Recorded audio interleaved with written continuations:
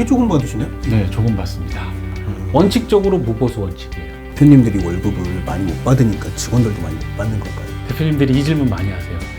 뭐 그렇게 퇴직금으로 가져가라고 그렇게 와가지고 뭐 얘기를 하느냐. 계산할 것도 없습니다. 그냥 50%입니다.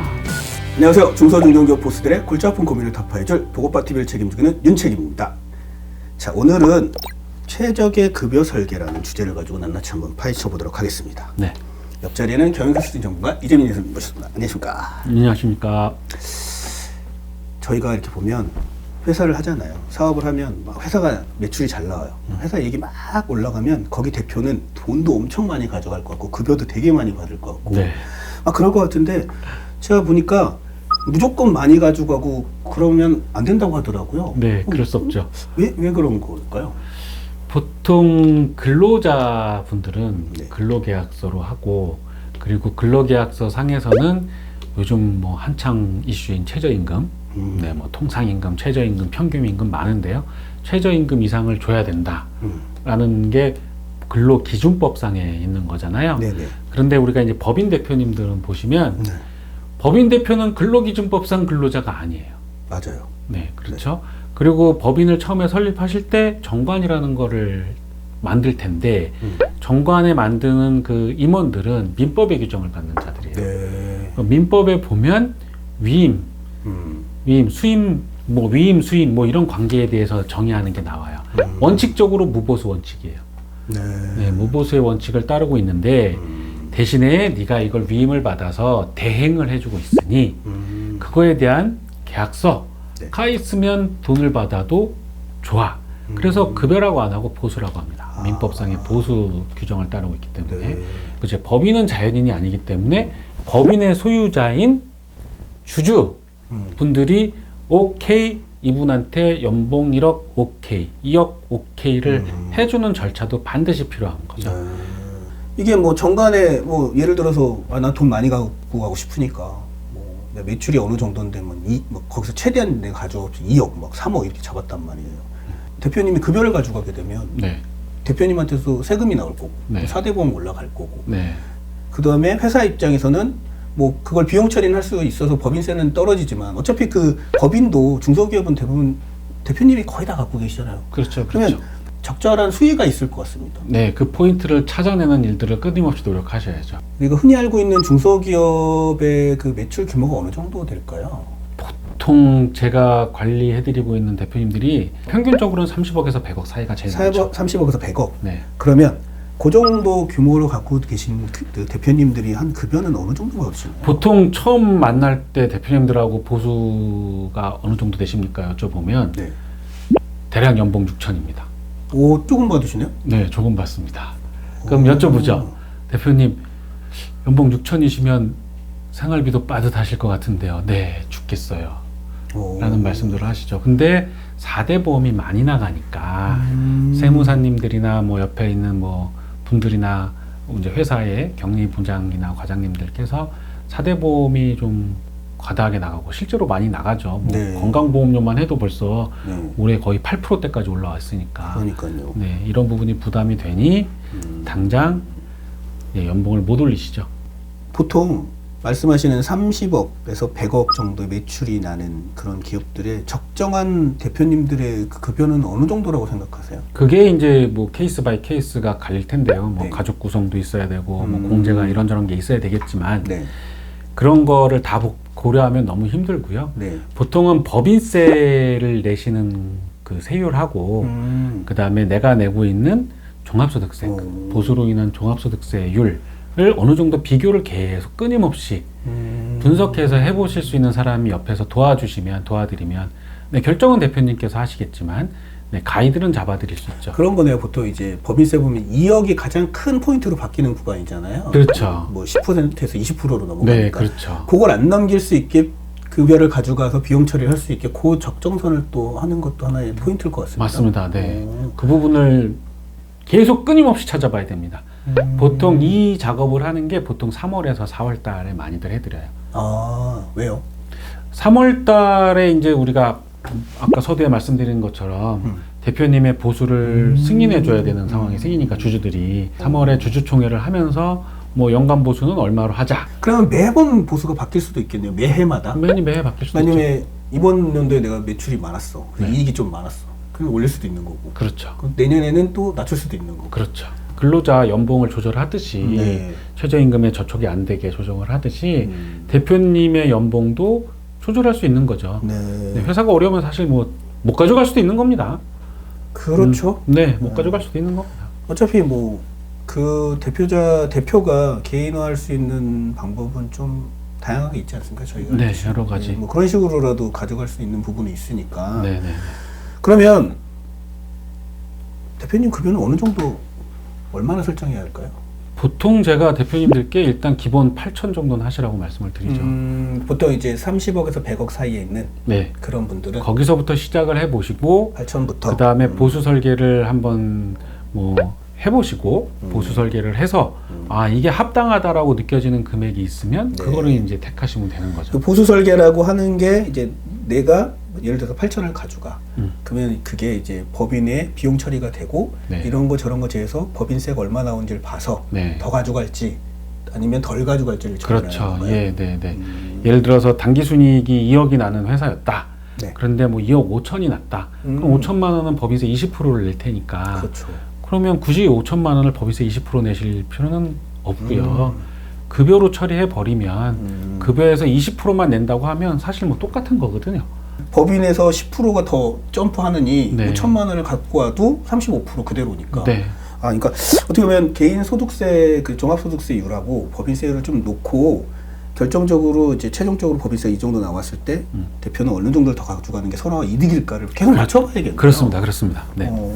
뭐 제가 볼 때 급여 말고도 배당, 배당도 있죠. 퇴직금 네. 여러 가지 있잖아요. 뭐 그런 것도 고려해야 되지 않을까요? 네, 대표님께 꼭 제가 이 말씀을 한번 드리고 싶었어요. 미처분 이익잉여금이 나중에 쌓이면 네. 뭐 보수를 조금 가져가시고 뭐 어쨌든 많이 버셔서 미처분 이익잉여금이 쌓이면 마지막에는 결국은 배당입니다. 그렇죠. 배당. 배당으로 처리한 뭐 방법밖에 거의 안 남거든요. 배당으로 처리를 하시면 현행법상 2천만 원 초과하면 분리과세 되잖아요. 그렇죠. 그 분리과세 되는 부분에 대해서는 전체 종합소득세로 갈 것이고. 맞아요. 합산과세 되죠. 네, 그러면 결국은 종합소득세율을 따라간다는 얘기가 되는데 지금 이 TV를 보고 있는 많은 대표님들이 공감하실 거예요. 소득세율은 지속적으로 오릅니다. 구간 자체가 바뀐 적은 없지만 최고 세율 구간이 계속 생겼어요.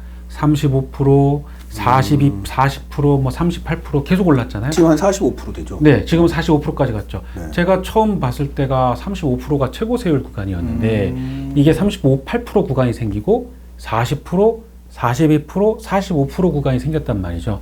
거의 2, 3년마다 최고 세율 구간이 생기고 있는 추세예요. 그렇다면 지금으로부터 10년 뒤라면 최고 세율 구간이 얼마 정도 될지는 본인들이 생각해 보셔야 돼요. 제가 느끼는 바로는 50% 또는 55%까지 갈 겁니다. 그러면 나중에 내가 배당으로 해서 50% 낼래 또는 55% 낼래 그렇죠. 지금 20% 낼래 결정은 본인이 하는 거죠. 본인이 결정하는 겁니다. 세무사도 아니고 저도 아니고 직원도 아니고요. 결정은 대표님이 하시는 겁니다. 결국은 현재 내가 할 수 있는 거는 급여를 최적의 급여 설계해서 미처분 이익잉여금이 많이 안 쌓이게 하는 것도 방법이겠네요. 맞습니다. 네. 뭐 보수를 받아가셔서 적정하게 쌓아놓고 있다가 네. 회사가 좀 힘들어지는 상황이 생길 수도 있는 거니까요. 그걸 그렇죠. 회사라는 건 언듈레이션이 있을 수 있는 부분이기 때문에 네. 자 그러면 은행에서는 내려오면 매출이 떨어지면 많이 가보셨죠? 안 해줍니다. 매출이 오를 때는 문지방이 닳도록 찾아올 겁니다. 하지만 매출이 감소 시기에는 오히려 회수가 되고 대출을 안 해줄 거예요. 이때는 당연히 본인이 갖고 있는 거를 대출을 해주면 되는 거거든요. 그렇죠. 제1금융권은 대표님이시다. 굳이 잉여금으로 갖고 있어서 나중에 세금을 얻어보는 거는 낫죠. 그러면 퇴직금하고도 관련이 있을까요? 급여 설계? 급여 설계는 퇴직금하고 아주 많은 관련이 있죠. 어떻게? 네. 대표님들은 임원, 이제 우리가 이제 등기 임원이라고 하는 등기 임원 분들은 연봉의 10분의 1만 합니다. 그러니까 예를 들어 연봉이 1억이면 10분의 1이니까 1,000만 원이 되는 거고요. 네. 연봉이 1억 2천이면 1,200이 되는 겁니다. 만약에 근로자였다면 연봉이 1200이면 12로 나누니까 1000만 원일 건데 네. 대표님들은 1200만 원을 기준으로 하고 이 1200만 원에 근속기간을 곱해주고요. 요거에 뭐 법이 좀 바뀌었지만 19년까지는 3배까지도 해줄 수 있습니다. 19년 급여 기준으로 곱하기 3. 네, 곱하기 3배에서 해줄 수 있고요. 19년 이후 20년 이후부터의 급여에 대해서는 곱하기 2. 2까지를 퇴직 한도로 잡아주죠. 최대 거기까지 받을 수 있다. 네. 그러면 도대체 대표님들이 이 질문 많이 하세요. 뭐 그렇게 퇴직금으로 가져가라고 그렇게 와가지고 뭐 얘기를 하느냐. 네. 그렇죠. 제가 줄기차게 말씀을 드리는데 우리나라는 세금은 딱 세 종류예요. 종합과세, 분리과세, 맞아요. 분류과세 세 종류입니다. 이것만 공부를 하시면 왜 그렇게 퇴직으로 가져가라고 하는지 알 수 있습니다. 그러면 그 컨설팅 전문가로서 이런 퇴직금을 정관에 나와 있는 만큼밖에 안 되는 거잖아요. 어쨌든요. 네네네. 그러면 그 이상의 퇴직금으로 더 받아갈 수 있는 방법이 있을까요? 급여 설계할 때? 네, 물론 있죠. 어떻게 설계를 하면 될까요? 네, 대표님들께서 근로자들 퇴직연금을 은행 가서 가입을 하거나 뭐 하실 때 보면 DB형이냐, DC형이냐에 대해서 공부들을 좀 하셨을 거예요. 맞아요. DB형이라고 하면 결국은 최종 급여에 대고 근속연수 곱하는 거랑 똑같거든요. 네. 저희 어렸을 때 뭐 맞아요. 호봉제 하듯이. 맞아요. 근데 DC형인 경우는 매년 퇴직금 정산하고 끝나는 거고요. 근데 대표님들은 DC형이 아닙니다.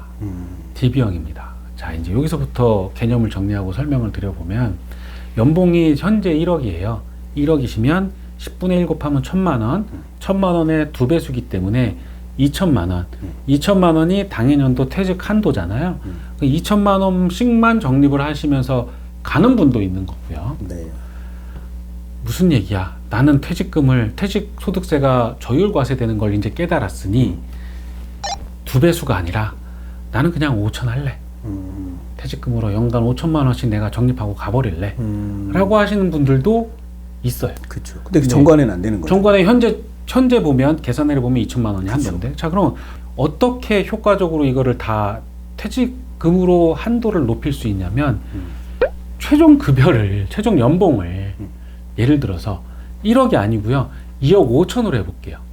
자 2억 5천으로 하면 10분의 1 나누면 2,500만 원이죠. 네. 2,500만 원의 2배수니까 5천만 원이죠. 그렇죠. 네, 5천만 원씩 퇴직금 한도가 나타나는 거예요. 근데 이거는 당해년도가 아니라 DB형으로 보기 때문에 정기간에 5천만 원이죠. 그렇죠. 그러면 여기서 1,000만 원씩 2천만 원밖에 안 된다고 생각하신 분들이 있지만 적극적으로 보신 분들은 5천씩 퇴직금이 발생할 수도 있는 거네. 결국은 최종 급여를 설계를 더 잘하면 되는 거거든요. 그렇죠. 네, 내가 언젠가는 죽음하고 세금은 제가 늘상 피할 수 없다고 말씀드리듯이 엑시트하는 시점이 됐을 때는 기간을 내가 좀 생각을 하시고 네. 내가 2025년도에는 엑시트가 될 것 같으네. 내 나이나 뭐 회사 상황을 보니 그러면 3년 정도 전부터 최소한 2년 정도 전부터 급여 설계와 퇴직 설계를 한 번 더 들어가죠. 정밀하게. 평상시에는 법인세, 급여, 연봉, 보수 그리고 퇴직금 약간의 계산하고 배당 계산하고 해서 급여 설계 또는 보수 설계를 하시는 거고요. 네. 이런 부분은 금융상품을 활용하면 되는 거네요. 그렇죠. 그 대표님들의 그 최적의 급여 설계하는 사례가 있으면 한번 얘기해 주십시오. 네. 네. 뭐 여러 가지 사례가 많이 있을 텐데요. 네. 대표님께서 당기순이익이 저를 처음 뵀을 때는 1억 뭐 이 정도셨어요. 그래서 연봉을 4천 정도 하셨어요. 네. 그러다가 어느 순간 기회가 돼서 당기순이익이 8억이 됐습니다. 8억이 되신 대표님이 되셨어요. 네. 그래서 퇴직금도 뭐 좀 올리시는 게 좋겠다 말씀을 드렸고 퇴직금 올리는 것보다는 일단 연봉을 먼저 올려야 된다고 제안을 드렸죠. 네. 그런데 기장세무사님께서는 이거 4대 보험이 많이 나오니 약 7천에서 8천까지가 좋다. 한도다. 아마 그거를 보시면 8천만 원 이하까지가 24% 구간이세요. 네, 24% 구간인데 8,800만 원을 초과하면 뭐 35% 구간이라고 늘 생각들 하시잖아요. 네, 맞아요. 그런데 보수도 그 뭐 근로소득 공제도 해주고 네. 이런저런 공제를 또 해주잖아요. 그렇죠. 그렇다면 내가 8천만 원을 받아도 실제로는 과세 표준이 다르죠. 네, 과세 표준액이 뭐 6천, 뭐 사람에 따라서는 5천도 되고요. 그렇죠. 네. 과세 표준으로 세금을 매기는 거니까. 네. 그리고 가만히 따져보시면 연봉 6천이시면 제가 많이 누차 경험하는데 10%에서 11%입니다. 법인세는 최하 22% 내고 그렇죠. 계시면서. 그렇죠. 네. 그리고 법인세를 내서 잉여금이 쌓이시고 있으니 그러면 8억을 버셔서 연봉으로 8천만 원 해서 약 7억 정도를 잉여금에 쌓아놓고 있다가 이렇게 되는 구조가 된 거잖아요. 그렇죠. 저는 뒤집자고 말씀을 드렸죠. 연봉을 2억, 3억, 필요하면 4억까지도 끌어올려서 4억을 맞추고 회사에 쌓이는 자금을 최소화하자. 4억, 5억 네, 줄여놔야 된다라고 강조를 계속 드렸고요. 나중에 배당하게 되면 그것도 문제가 되니까. 그럼요. 그랬더니 처음에는 대표님께서 잘 그러니까 많이 이해가 가져가라 안 그래도 되셨죠. 그래요. 네. 많이 가져가라 그래도. 이래도 되는 건가? 물론 급작스럽게 8천만 원을 4억 그건 안 되겠죠. 이건 안 되죠. 네. 8천만 원을 1억, 1억 5천, 2억 이런 식으로 순차적으로 올려야 되는 건 있죠. 급여 설계해서 요번에 대표님 8천이 아니라 1억 2천, 1억 2천이 아니라 1억 5천 이렇게 이제 계속 올리셔야 된다라고 조언을 드렸는데 네. 4천에서 8천 올리는 데만 해도 굉장히 힘들었거든요. 가만히 보시면 방금 말씀드린 대로 7억씩 쭉 쌓여요. 연봉은 1억만 가져가시고 네. 이걸 가지고 나중에 뭐 10년 지났을 때 70억이라고 가정해 봅시다. 70억을 인출하시려고 하면 30억 인출하시려면 보통이 아니네요. 그냥 50%입니다. 뭐 계산할 것도 없습니다. 그냥 50%입니다. 배당소득세 50%뻥 내야 되죠. 근데 50%만 낸 걸까요? 아니죠. 아니죠. 이동안에 법인세 20% 내셨잖아요. 법인세 20% 낸 거에 대해서 지금 배당소득세 50% 내실 거 아니에요. 그렇죠. 네, 뭐 그로스업이라는 거를 계산을 정밀하게 들어간다고 해도 그렇죠. 네, 그런 거 빼고 계산해 보면 20%, 50%, 70% 내신 거예요. 그러네요. 네, 그냥 연봉으로 네 3억씩 10년 때려봐야 3억에 대한 세금이 50%가 나올까요? 그렇지 않습니다. 네, 누진 공제해주고 근로소득 공제해주고 그렇죠. 뭐 그다음에 거기는 가족이 3명밖에 없었기 때문에 가족 공제 뭐 이런 거 저런 거 부양가족 공제해주고 했더만 세율이 차이 나는 걸 이제 눈으로 느끼신 거죠. 피부로 네. 느끼시고 연봉을 2억까지 끌어올리는 작업을 하는 거에 동의를 하셨죠. 네. 네, 이렇게 하시고 그러면 연봉이 2억으로 올라가면 당연히 퇴직 한도가 또 올라가잖아요. 당연하죠. 네. 네, 거기에 뭐 2천만, 뭐 10분의 1, 2천만 원 해가지고 곱하기 네, 하고 네, 나면 네. 또 올라가기 때문에, 난 그럼 퇴직금을 내가 뭐 더 적립해도 되는 거네. 네, 필요하신 만큼 더 적립하셔가지고 나중에 잉여금에서 터는 방법은 배당 앤드 퇴직금, 뭐 많이 뭐 가능한 상황이 생기면 소각, 그렇죠. 요 세 가지인데 순차적으로 정리를 하게 된다. 이 세 가지를 다 섞어서. 그렇다면 퇴직이 많아질수록 대표님께 유리하다. 근데 퇴직을 하시려면 퇴직금 정리할 때는 법령에 네. 현실적인 퇴직이라는 게 있습니다. 네, 뭐 그냥 나 퇴직할래? 퇴직금 받고 잉여금 털고 오케이 하고 끝 하는 게 아니고요. 퇴직금을 실제로 지급을 해야 되고 네. 대표님이 실제로 등기에서 빠지면서 4대 보험도 다 빠지셨고 쉬어야 되는 상황이 생기신 거예요. 네, 그러니 실무적으로는 실제 형식적인 퇴직도 있어야 되고 그리고 현금 퇴직금을 실제로도 지급을 해야 돼요. 이 재원들을 다 만들면서 가시는 게 대표님한테 맞는 거예요. 실제로 줄 돈이 없다. 네. 퇴직이 안 되십니다. 급여는 몇 % 올리는 게 좋을까요, 한 해? 한 해. 네. 네, 이게 어디 법령에 정확하게 1년에 뭐 5%씩 올려라, 10%씩 올려라 라는 규정이 있으면 좋겠지만 그렇지 않고요. 사회 통념상 타당한 범위라고 되어 있습니다. 그러니까 한마디로 뭐 8천에서 1억 2천 정도까지는 괜찮은데 8천에서 바로 2억은 문제가 있다. 네, 그렇게 느껴지죠. 근데 예를 들어서 다른 직원들도 그만큼 올려줬다. 그러면 이해가 되는 거죠. 네, 그렇겠죠. 그게 사회 통념상. 네, 그렇죠. 그러면 딴지는 누가 거는 겁니까? 보통 이제 채권자인 우리 회사의 큰 채권자인 세무가 있지 않습니까? 세무서. 네, 국세청이 있기 때문에 늘 주의하셔야 되는 문제가 있죠. 네, 오늘은 최적의 급여 설계라는 내용을 가지고 한번 낱낱이 파헤쳐 봤는데요. 최적의 급여 설계가 아니네요. 보수 설계. 네, 보수 설계입니다. 오늘 그 좀 처음 알았습니다. 급여가 아니라 보수다. 네. 자, 보니까 이제 회사의 상황에 맞게 그때그때 급여도 설계를 하고 퇴직금도 설계를 하고 그렇게 해야지 회사한테도 좋은 거고 네. 대표님한테도 좋은 거고 서로가 네. 윈윈할 수 있는 것 같습니다. 예, 맞습니다. 네. 회사에 잉여금이 쌓이면 물론 좋은 점도 있는데 향후에 엑시트 하실 때는 주주들한테 말 못할 부담을 네, 계속 안쳐주시는 거고 고통받으실 수 있어요. 네. 그러니까 이런 어쨌든 급여 설계가 됐든 퇴직금 설계가 됐든 여러 가지 이런 부분도 대표님 혼자 할 수 있는 부분은 아닌 것 같습니다. 아, 네, 맞습니다. 이런 것도 역시 전문가의 도움을 받아서 그런 컨설팅을 통해서 좀 체계적으로 만들어 놓는 게 좋을 것 같습니다. 네, 네네. 맞습니다. 자, 오늘 내용은 여기까지고요. 도움이 되셨다면 구독과 좋아요 부탁드리겠습니다. 다음에는 더 좋은 내용으로 찾아뵙도록 하겠습니다. 감사합니다. 감사합니다.